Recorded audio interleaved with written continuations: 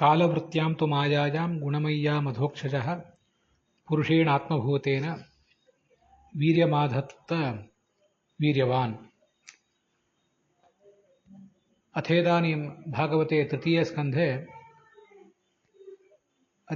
ಷಷ್ಠೇ ಅಧ್ಯಾಯೇ ಚತುರ್ಥಃ ಶ್ಲೋಕಃ ವಿವ್ರಿಯತೆ. ಅತ್ರ ಕೌಶಾರವಃ ಮೈತ್ರೇಯಃ ಪೃಚ್ಛತೆ ವಿದುರಾಯ ಸೃಷ್ಟಿಕ್ರಮಂ ವರ್ಣಯಿತುಂ ಉಪಚಕ್ರಮೆ.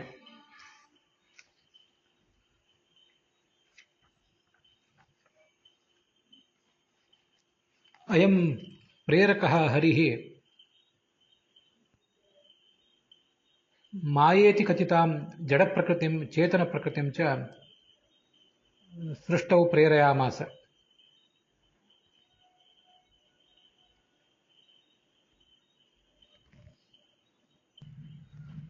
ಗುಣಮಯ್ಯಾಂ ಅಸ್ಯಾಂ ಮಾಯಾಯಾಂ ಅಧೋಕ್ಷಜೋಯಂ ವೀರ್ಯಂ ಆಧತ್ತ ತತಶ್ಚ ಸೃಷ್ಟಿ ಪ್ರಾವರ್ತತ. ಭಾಗವತದ 3ನೇ ಸ್ಕಂದದ 6ನೇ ಅಧ್ಯಾಯದ 4ನೇ ಶ್ಲೋಕ ನಾವೀಗ ನೋಡ್ತಾ ಇರೋದು. ಸಮಸ್ತ ಸೃಷ್ಟಿಗೆ ಪ್ರೇರಕ ಈ ಭಗವಂತ. ಅವನು ಈ ಜಡ ಪ್ರಕೃತಿಯನ್ನು ಮತ್ತು ಚೇತನ ಪ್ರಕೃತಿಯನ್ನು ಇಬ್ಬರನ್ನೂ ಕೂಡ ಸೃಷ್ಟಿಯಲ್ಲಿ ತೊಡಗಿಸಿದ್ದಾನೆ. ಅವರಿಬ್ಬರಿಗೂ ಮಾಯಾ ಅಂತ ಹೆಸರು ಇರುವುದನ್ನು ನಾವು ಕಳೆದ ದಿವಸ ನೋಡಿದ್ದೇವೆ.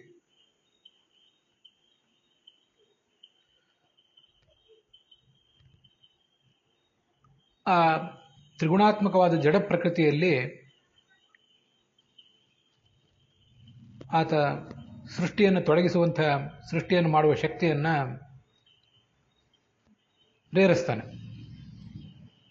ಆ ಜಡ ಪ್ರಕೃತಿಯೇ ಮುಂದೆ ಮಹತ್ತತ್ವ ರೂಪದಿಂದ ಪರಿಣಮಿಸಬೇಕಾಗಿದೆ. ಮಹತ್ತತ್ವ ಅನ್ನುವುದು ಸೂಕ್ಷ್ಮ ರೂಪದಿಂದ ಆ ಜಡ ಪ್ರಕೃತಿಯಲ್ಲಿ ಇದ್ದೇ ಇದೆ. ಅದೀಗ ಸ್ಥೂಲ ರೂಪವನ್ನು ಪಡೆಯಬೇಕಾಗಿದೆ. ಹೀಗೆ ಆ ಜಡ ಪ್ರಕೃತಿಗೆ ಆ ಶಕ್ತಿಯನ್ನು ಕೊಟ್ಟು ಆ ಸುಪ್ತ ಶಕ್ತಿಯನ್ನು ಎಚ್ಚರಗೊಳಿಸ್ತಾನೆ.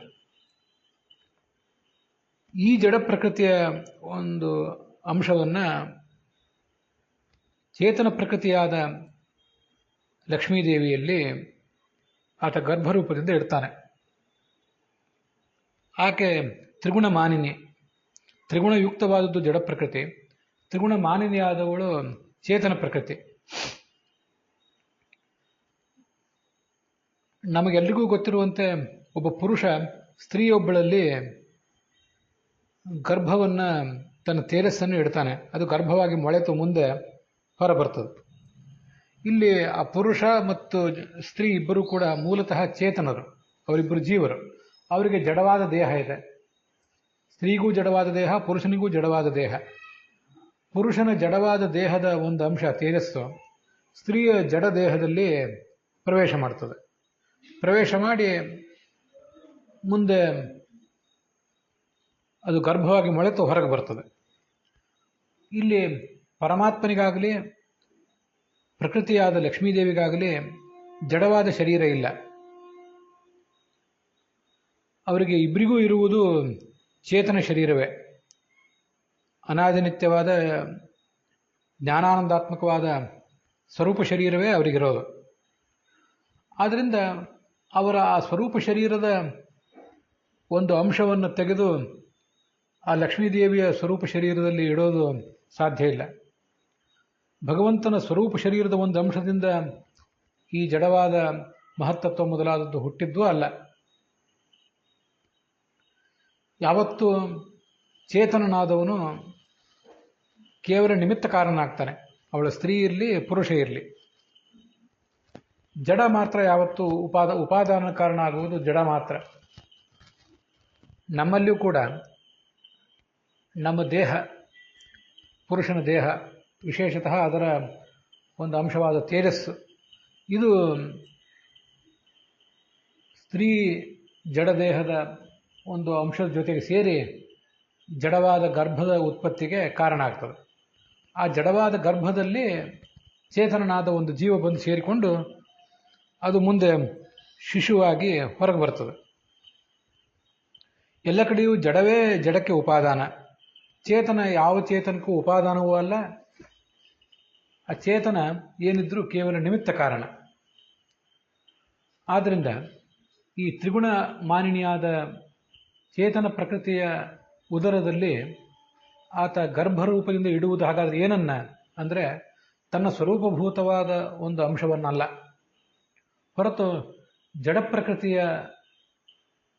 ಜಡಪ್ರಕೃತಿಯನ್ನೇ ಆ ತ್ರಿಗುಣ ಮಾನಿನಿಯಾದ ಚೇತನ ಪ್ರಕೃತಿಯ ಉದರದಲ್ಲಿ ಇಡ್ತಾನೆ. ಹೀಗೆ ಆ ಮುಂದೆ ಸೃಷ್ಟಿ ಪ್ರಾರಂಭ ಕಾಣ್ತದೆ. ಆ ಪ್ರಳಯ ಕಾಲದ ಉದ್ದಕ್ಕೂ ಕೂಡ, ಪ್ರಳಯ ಕಾಲ ಅನ್ನೋದು ಭಗವಂತನಿಗೆ ಮತ್ತು ಭಗವತಿಗೆ ರಾತ್ರಿ, ಅದರ ಉದ್ದಕ್ಕೂ ಕೂಡ ಅವರಿಬ್ಬರು ಏಕಾಂತದಲ್ಲಿದ್ದರು. ಆಕೆ ಅತೀವ ಭಗವದ್ರತಿ ಅಂತ ಭಾಗವತ ತಾತ್ಪರ್ಯ ಹೇಳಿದಂತೆ ಭಗವಂತನಲ್ಲಿಯೇ ಗಾಢವಾದ ಏಕಾಂತದ ಆನಂದವನ್ನು ಅನುಭವಿಸ್ತಾ ಇದ್ಲು. ಈಗ ಅವರ ಏಕಾಂತ ಮುಗಿಯುವ ಹೊತ್ತು ಆ ಭಗವಂತ ಜಡವಾದ ಪ್ರಕೃತಿಯನ್ನು ಪ್ರೇರಿಸಿ ಅದನ್ನು ಚೇತನ ಪ್ರಕೃತಿಯ ಗರ್ಭದೊಳಗೆ ಇಡ್ತಾನೆ. ಇದು ಸೃಷ್ಟಿಯ ಪ್ರಾರಂಭ. ಮುಂದೆ 5ನೇ ಶ್ಲೋಕದಲ್ಲಿ ಹೀಗಿದೆ: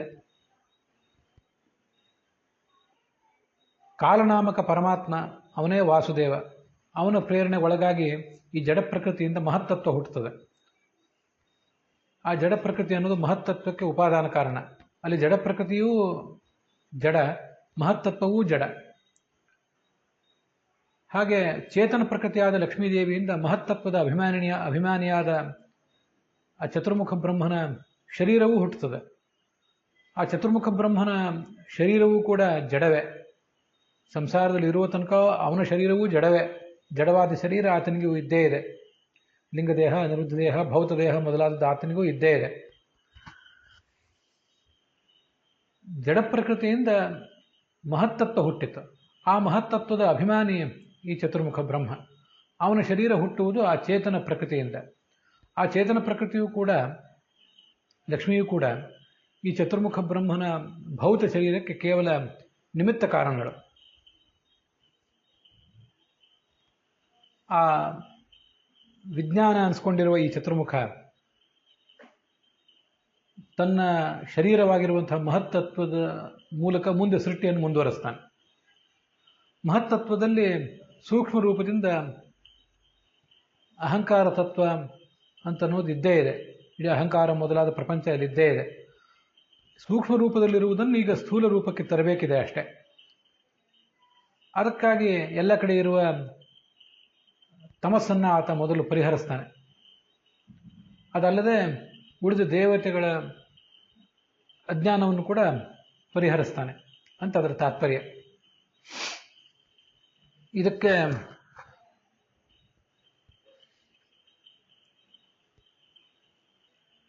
ಭಾಗವತ ತಾತ್ಪರ್ಯ ಏನೂ ಇಲ್ಲ. ವಿಜಯಧ್ವಜರು, ಯಾದವಾರ್ಯರು ಮೊದಲಾದ ವ್ಯಾಖ್ಯಾನಕಾರರು ಇವೆರಡು ಶ್ಲೋಕಗಳಿಗೆ ಏನು ಅರ್ಥ ಹೇಳಿದ್ದಾರೆ ಅಂತ ಅನ್ನೋದನ್ನು ಈಗ ನಾವು ನೋಡೋಣ.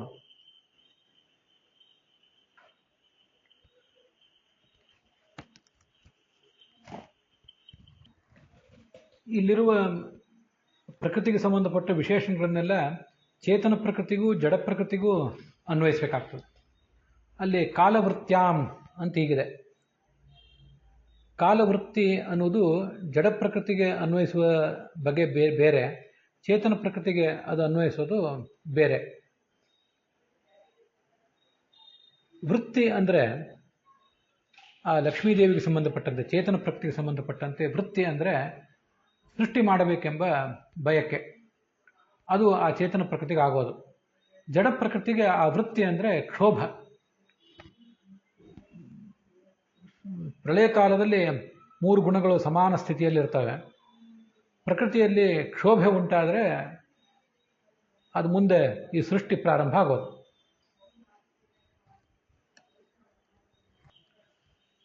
ಕಾಲವೃತ್ತಿ ಅಂತ ಶಬ್ದ ಇದೆ. ಆ ಕಾಲ ಅನ್ನೋ ಶಬ್ದಕ್ಕೂ ವೃತ್ತಿ ಎಂಬ ಶಬ್ದಕ್ಕೂ ಬಹುವ್ರೀಹಿ ಸಮಾಸ ಇರೋದು. ಕಾಲ ಅಂದರೆ ಈ ಕಾಲನಾಮಕನಾದ ಭಗವಂತ, ಸೃಷ್ಟಿಕಾಲಕ್ಕೆ ಪ್ರೇರಕನಾದ ಕಾಲಶಬ್ದವಾಚ್ಯನಾದ ಭಗವಂತ. ಅವನಿಂದ ಪ್ರಾಪ್ತವಾದದ್ದು ವೃತ್ತಿ ಈ ಲಕ್ಷ್ಮೀದೇವಿಗೆ, ಅದೇ ಸುಸೃಕ್ಷತ್ವ ಅನ್ನೋದು. ಜಡ ಪ್ರಕೃತಿಗೆ ಅದೇ ಕಾಲನಾಮಕನಾದ ಭಗವಂತನಿಂದ ವೃತ್ತಿ ಸಿಗುವ ವೃತ್ತಿ ಅಂದರೆ ಪರಿಣಾಮಗೊಳ್ಳುವಿಕೆ, ಪರಿಣಾಮೋನ್ಮುಖತ್ವ ಅಂತ ಅರ್ಥ. ಆ ಭಗವಂತನಲ್ಲಿ ಅಧೋಕ್ಷರ ಎಂಬ ಶಬ್ದದಿಂದ ಕರೆದಿದ್ದಾರೆ. ಅಧೋ ನ ಕ್ಷೀಯತೆ ಜಾತೋ ಯಸ್ಮಾತ್ ತಸ್ಮಾತ್ ಅಧೋಕ್ಷರ ಅಂತ ಮಹಾಭಾರತ ಅವನ ಆ ಅಧೋಕ್ಷರ ಶಬ್ದದ ನಿಷ್ಪತ್ತಿಯನ್ನು ಹೇಳಿದೆ. ಎಂದೂ ಕೆಳಗೆ ಇಳಿಯದವನು. ಪ್ರಕೃತಿ ಅಂದರೆ ಜಡ ಪ್ರಕೃತಿ ಅಥವಾ ಚೇತನ ಪ್ರಕೃತಿ ಏನಿದೆ ಅವುಗಳನ್ನೇ ಸೃಷ್ಟಿಗೆ ತೊಡಗಿಸ್ತಾನೆ, ತಾನು ಅಧ್ಯಕ್ಷನಾಗಿ ನಿಂತು ಮಾಡಿಸ್ತಾನೆ. ಅವನು ಮೇಲೆ ನಿಂತು ತನ್ನ ಅಧ್ಯಕ್ಷತನದಿಂದ ಈ ಜಗತ್ತನ್ನು ಸೃಷ್ಟಿಸ್ತಾನೆ. ಮಯಾಧ್ಯಕ್ಷೇಣ ಪ್ರಕೃತಿ ಸೂಯತೆ ಸಚರಾಚರಂ ಅಂತ ಭಗವದ್ಗೀತಾದಲ್ಲಿ ಹೇಳಿರುವುದು ಅದೇ. ಅವನ ಕಣ್ಗಾವಲಿನಲ್ಲೇ ಈ ಪ್ರಕೃತಿ ಅನ್ನುವುದು, ಜಡ ಪ್ರಕೃತಿ ಮತ್ತು ಚೇತನ ಪ್ರಕೃತಿಗಳು ಈ ಜಗತ್ತೆಲ್ಲವನ್ನು ಹೆರುವುದು ಅಂತ. ಅಲ್ಲಿ ಅಧ್ಯಕ್ಷ ಅಂತ ಶಬ್ದ ಇಲ್ಲಿ ಇದ್ರೆ, ಇಲ್ಲಿ ಅಧೋಕ್ಷರ ಅಂತ ಶಬ್ದ ಇದೆ. ಅಧ್ಯಕ್ಷ ಅಂದರೆ ಅಧ್ಯಕ್ಷೋಧಿಪರಿ ಪ್ರೋಕ್ತಃ ಇದು ಅಕ್ಷಾಣ್ಯಸ್ಯ ಚೋಪರಿ ಅಂತ ಅಲ್ಲಿ ಗೀತಾ ಪ್ರಸ್ಥಾನದಲ್ಲಿ ಆಚಾರ್ಯ ಹೇಳಿದ್ದಾರೆ. ಅಧ್ಯಕ್ಷ ಅಂದರೆ ಅಧಿಪತಿ, ಇದು ಅಕ್ಷಾಣಿ ಅಸ್ಯ ಚ ಉಪರಿ. ಅಕ್ಷ ಅಂದರೆ ಇಂದ್ರಿಯಗಳು, ಅವನ ಕಣ್ಗಾವಲು. ಅದು ಈ ಜಗತ್ತಿನ ಜಡ ಪ್ರಕೃತಿ ಮತ್ತು ಚೇತನ ಪ್ರಕೃತಿಯ ಮೇಲಿದೆ. ಹೀಗೆ ಮೇಲೆ ನಿಂತು ಕಣ್ಗಾವಲು ಇಟ್ಟಿದ್ದಾನೆ, ಸೂಪರ್ವಿಷನ್ ಮಾಡ್ತಿದ್ದಾನೆ. ಇದು ಅಧ್ಯಕ್ಷ ಅನ್ನೋದಕ್ಕೆ ಅರ್ಥ. ಇಲ್ಲಿ ಅಧೋಕ್ಷರ ಅನ್ನೋಲ್ಲೂ ಕೂಡ ಆತ ಕೆಳಗೆ ಬರದಂತೆ ಮೇಲೇ ಇದ್ದಾನೆ. ಮೇಲೆ ನಿಂತು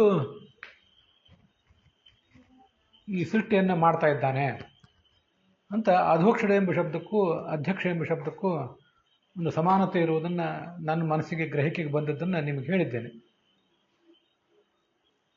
ಜಾತು ಎಂದೂ ಕೂಡ ಅಧಃ ನಕ್ಷೀಯತೆ, ಕೆಳಗೆ ಬರೋದಿಲ್ಲ, ಅವನ ಮೇಲೇನೇ ಇರ್ತಾನೆ. ಇದು ಅಧೋಕ್ಷರ ಅನ್ನೋ ಶಬ್ದಕ್ಕೆ ಮಹಾಭಾರತದ ಉದ್ಯೋಗ ಪರ್ವದಲ್ಲಿ ಬರುವ ಅರ್ಥ.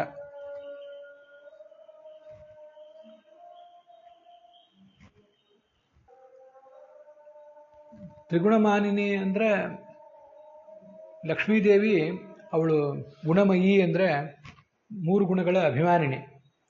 ಜಡ ಪ್ರಕೃತಿ ಆ ಗುಣಗಳನ್ನು ಒಳಗೊಂಡದ್ದು. ಲಕ್ಷ್ಮೀದೇವಿಗೆ ಆ ಗುಣಗಳಿಲ್ಲ, ಅವು ಇರುವುದು ಜಡ ಪ್ರಕೃತಿಗೆ ಮಾತ್ರ. ಲಕ್ಷ್ಮೀದೇವಿ ಆ ಗುಣಗಳುಳ್ಳ ಪ್ರಕೃತಿಗೆ ಒಡತಿ ಮಾತ್ರ. ಹೀಗದರ ಅಭಿಪ್ರಾಯವನ್ನು ತಿಳ್ಕೋಬೇಕು. ಅದಕ್ಕಾಗಿ ಮಾಯಾಯಾಮ್ ಚೇತನಾಯಾಮ್ ಅಚೇತನಾಯಾಮ್ ಅಂತ ವಿಜಯಧ್ವಜರು ಮತ್ತು ಯಾದವಾರರು ಇಬ್ಬರೂ ಬರೆದಿದ್ದಾರೆ. ಕಾಲವೃತ್ಯಾಂತು ಮಾಯಾಯಾಮ್ ಎಂಬಲ್ಲಿ ತೂ ಅಂತಿದೆಯಲ್ಲ, ತೂ ಅನ್ನೋದು ಆ ಜಡ ಪ್ರಕೃತಿಗೂ ಚೇತನ ಪ್ರಕೃತಿಗೂ ಇರುವ ಮಹಾ ವ್ಯತ್ಯಾಸವನ್ನು ಹೇಳ್ತದೆ. ಅವಳು ಅಭಿಮಾನಿನಿ, ಇದು ಅಭಿಮನ್ಯಮಾನ, ಇದು ಜಡ, ಅವಳು ಚೇತನ ಅನ್ನುವ ದೊಡ್ಡ ವ್ಯತ್ಯಾಸವನ್ನು ತಿಳಿಸ್ತದೆ ಅಂತ ಯಾದವಾರರು ವಿಜಯಧ್ವಜರು ಇಬ್ಬರೂ ಬರೆದಿದ್ದಾರೆ.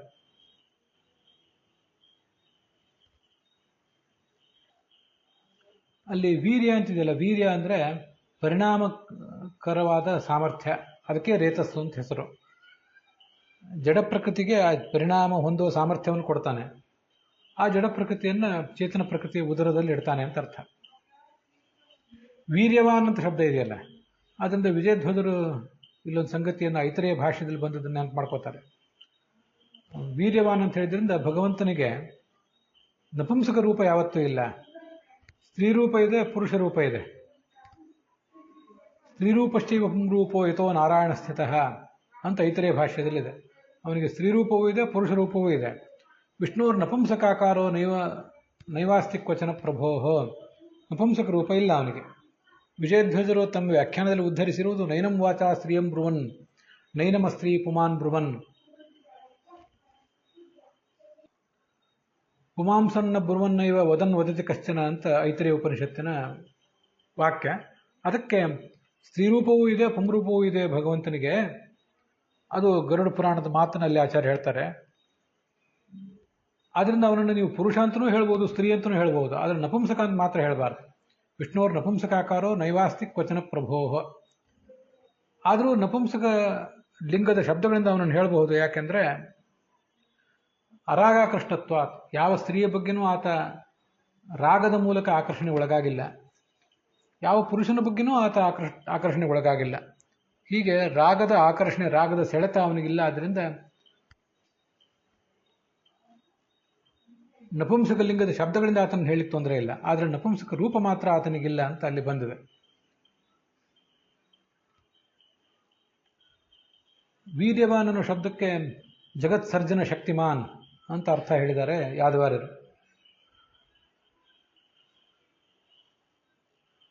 ಪುರುಷೇಣ ಆತ್ಮಭೂತೇನ ಅಂತಿದೆಯಲ್ಲ, ಅಲ್ಲಿ ಪುರುಷೇಣ ಅಂದರೆ ಪುರುಷನಾಮ್ನ ವಾಸುದೇವೇನ ಅಂತ ಯಾದವಾರ್ಯರು ಅರ್ಥ ಬರೆದಿದ್ದಾರೆ. ಆವಿರ್ಭೂತ ಸ್ವಸ್ವರೂಪಾಂಶರೂಪೇಣ, ಆ ಭಗವಂತನ ವಾಸುದೇವ ಎಂಬ ರೂಪ, ಅದಕ್ಕೆ ಪುರುಷ ಅಂತ ಹೆಸರು, ಅದು ಅಲ್ಲಿ ಆವಿರ್ಭೂತವಾಗಿದೆ ಅಂತ ಹೀಗೆ ಅರ್ಥ ಅವರು ಕೂಡ ಹೇಳಿದ್ದಾರೆ. ತಥೋಭವದ್ ಮಹತ್ತತ್ವಂ ಅವ್ಯಕ್ತ ಅಂತ ಮುಂದೆ 5ನೇ ಶ್ಲೋಕ ಇದೆಯಲ್ಲ, ಅಲ್ಲಿ ಅವ್ಯಕ್ತ ಅಂದರೆ ಅವ್ಯಕ್ತ ಶಬ್ದವಾಚ್ಯಳಾದವಳು ಲಕ್ಷ್ಮೀದೇವಿ, ಅವಳಿಂದ ಈ ಬ್ರಹ್ಮ ಹುಟ್ಟಿದ. ಹಾಗೆ ಅವ್ಯಕ್ತ ಅಂದರೆ ಪ್ರಕೃತಿಯು ಜಡ ಪ್ರಕೃತಿಯೂ ಹೌದು, ಅವಳಿಂದ ಈ ಚೇತನ ಪ್ರಕೃತಿ, ಆ ಜಡ ಪ್ರಕೃತಿಯಿಂದ ಮಹತ್ತತ್ವ ಹುಟ್ಟಿತು, ಚೇತನ ಪ್ರಕೃತಿಯಿಂದ ಚತುರ್ಮುಖ ಹುಟ್ಟಿದ ಅಂತ ಅರ್ಥ ತಿಳ್ಕೋಬೇಕು. ಅಸರ್ಗ ಕೇವಲ ಅವ್ಯಕ್ತ ಅಂತ ಮುಂದೆ ಭಾಗವತ ತಾತ್ಪರ್ಯದಲ್ಲಿ ಒಂದು ಕಡೆ ಬರೋದಿದೆ. ಅವಳಿನ್ನೂ ಸೃಷ್ಟಿಯನ್ನು ಪ್ರಾರಂಭಿಸಿಲ್ಲದೆ ಇದ್ದಾಗ ಅವಳನ್ನು ಅವ್ಯಕ್ತ ಅಂತ ಹೇಳ್ತಾರೆ. ಸಾಹಿನ ವ್ಯಜ್ಯತೆ, ಅವಳು ಪೂರ್ಣವಾಗಿ ವ್ಯಕ್ತಳಾಗುವವಳಲ್ಲ, ಆದ್ದರಿಂದ ಅವ್ಯಕ್ತ ಅಂತ ಹೇಳಬೇಕು ಅವಳನ್ನು ಅಂತ ಗೀತಾ ಪ್ರಸ್ಥಾನದಲ್ಲೂ ಕೂಡ ಬಂದಿದೆ ಅವ್ಯಕ್ತ ಶಬ್ದದ ಅರ್ಥ. ಕಾಲಚೋದಿತ ಅಂತಂತಿದೆ. ಕಾಲಚೋದಿತ ಅಂದರೆ ಕಾಲನಾಮಕನಾದ ಭಗವಂತನ ಪ್ರೇರಣೆಯನ್ನು ಪಡೆದ ಅವ್ಯಕ್ತ ತತ್ವದಿಂದ ಅಂತ ಹೀಗರ್ಥ. ಮಹತ್ತತ್ವ ಹುಟ್ಟಿತು, ಆ ಮಹತ್ತತ್ವದ ಅಭಿಮಾನಿಯಾದ ಚತುರ್ಮುಖ ಬ್ರಹ್ಮನ ದೇಹವೂ ಹುಟ್ಟಿತು. ಹಾಗೆ ಚೇತನನಾದ ಚತುರ್ಮುಖ ಬ್ರಹ್ಮನೂ ಹುಟ್ಟಿದ. ಅವನು ಹುಟ್ಟೋದು ಹೇಗೆ ಅಂದರೆ, ಇದು ನನ್ನ ದೇಹ ಅಂತ ಅದರಲ್ಲಿ ಅಭಿಮಾನ ಉಳ್ಳವನಾದ ಅಂತ ವಿಜಯಧ್ವಜರು ಬರೆದಿದ್ದಾರೆ. ಅಭಿಮಾನ ಉತ್ಪತ್ಯ ಅಂತ ಯಾದವಾರ್ಯರು ಕೂಡ ಅದನ್ನೇ ಅರ್ಥ ಬರೆದಿದ್ದಾರೆ. ಚತುರ್ಮುಖ ಬ್ರಹ್ಮನಿಗೆ ನನ್ನ ದೇಹವಿದು ಅಂತ ಅಭಿಮಾನ ಬರುವುದೇ ಆತನಿಗೆ ಉತ್ಪತ್ತಿ. ಅವನು ವಿಜ್ಞಾನಾತ್ಮ, ಯಾಕೆಂದರೆ ಪ್ರಳಯ ಕಾಲೇಪಿ ಅವಿಲುಪ್ತ ವೃತ್ತಿಜ್ಞಾನತ್ವಾತ್, ಪ್ರಳಯ ಕಾಲದಲ್ಲೂ ಕೂಡ ಆತನ ಜ್ಞಾನಕ್ಕೆ ಧಕ್ಕೆ ಇಲ್ಲ. ಆ ಕಾರಣದಿಂದ ಆತನನ್ನು ವಿಜ್ಞಾನಾತ್ಮ ಅಂತ ಹೀಗೆ ಹೇಳಿರೋದು. ಸ್ವಸೃಜ್ಯಾನಾಂ ಶೇಷಾದೀನಾಂ ಆತ್ಮಜ್ಞಾನಂ ಇತಿ ಪರಿಹರಣ್ವ. ತನ್ನನ್ನು ತಾನು ಮುಂದೆ ಶೇಷಾದಿಗಳನ್ನ ಏನು ಸೃಷ್ಟಿ ಮಾಡಬೇಕಾಗಿದೆ, ಅವರ ಅಜ್ಞಾನವನ್ನು ಪರಿಹಾರ ಮಾಡಿದರು ಅಂತಲೂ ಒಂದರ್ಥ.